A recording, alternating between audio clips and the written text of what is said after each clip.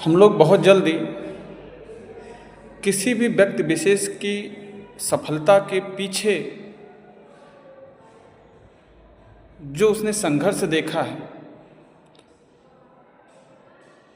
उस संघर्ष को हम लोग नहीं देख पाते हैं। बस वो जो सफल हुआ है उसी को देखते हैं। मैं पढ़ रहा था अब्राहम लिंकन को 1809 ईस्वी में वो पैदा हुए थे। 7 साल बाद उनको घर से बेदखल कर दिया गया। उनके घर वाले फुटपाथ पर आकर के रहते थे। 9 साल में उनकी माँ का देहांत हो गया। लगभग 1830 ईस्वी तक बहुत ही कठिनाइयों से वो गुजरे हैं। कई बार अवसाद में चले गए हैं। 1-2 बिजनेस उन्होंने स्टार्ट किया, वो भी असफल थे। बहन ख़त्म हो गई।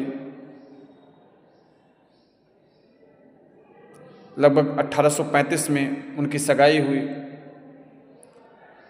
1 साल के अंदर ही बिना शादी के ही जिससे उनकी सगाई हुई थी उस लड़की का देहांत हो गया। फिर 6 महीने तक वो उठने में असफल रहे।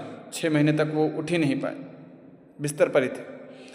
फिर उसके बाद वो 1 साल बाद प्रिपरेशन अपनी करते हैं और चुनाव लड़ते हैं, विधानसभा चुनाव लड़ते हैं और वो हार जाते हैं।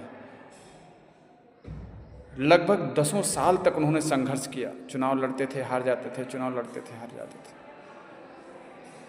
1840 ईस्वी में, 40-42 में फिर से उन्होंने शादी की और लगभग 3 से 4 बच्चे उनके हुए थे, जिसमें से 3 बच्चे कंटिन्यूस डेथ हो गई थी। फिर एक बच्चा जो था 1850 ईस्वी में, उसकी भी डेथ हो गई। किसी तरीके से वो धीरे धीरे आगे बढ़ रहे थे। फिर चुनाव लड़ते हैं और फिर चुनाव हार जाते हैं। 1858 में उपराष्ट्रपति का चुनाव लड़ते हैं, जिसमें उनको 100 वोट भी नहीं मिलते हैं। लेकिन 1860 ईस्वी में इतने संघर्ष के बाद वो राष्ट्रपति बनते हैं और कंटिन्यूअस 2 कार्यकाल तक वो राष्ट्रपति थे और उन्होंने पूरे अमेरिका के इतिहास को बदल दिया। और उन्होंने जो सराहनीय कार्य वहाँ पर किए हैं, इसका केवल मतलब है कि